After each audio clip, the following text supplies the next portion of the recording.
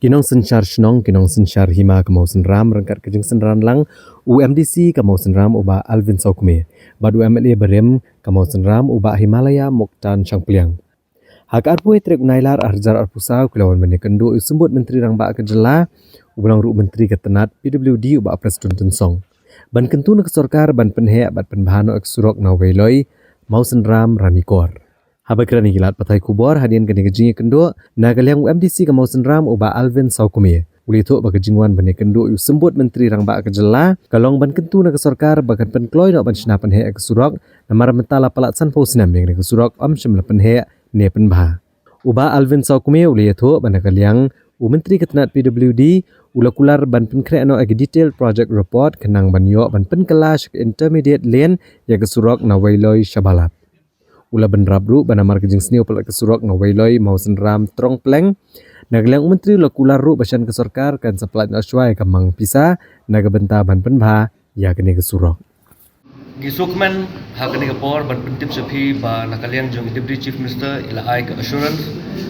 ya kaba kasurok ngadu na po weloi shadu sapo balat shen kin sanction no ba kin sedang ban sna so ka DPR ba ka project kanya chakmat but ngisukman ru ban pentip sepi abangi ot sei namar ba kasurok kelas news hadu kata nadu na po weloi hadu motionram bat na trompleng serum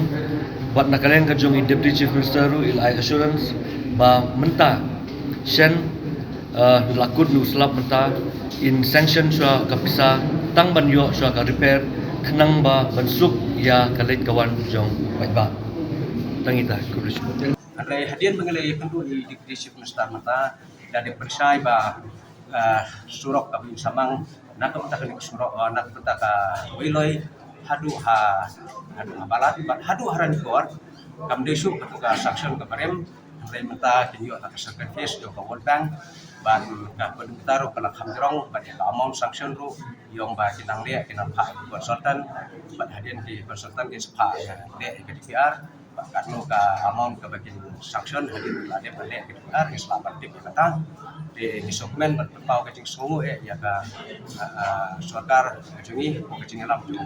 mandra sama bagi di chief minister di besar persong di charge minister anu kecing ular kecing ya kemedi baca cing penhai ke surok na weloi solusi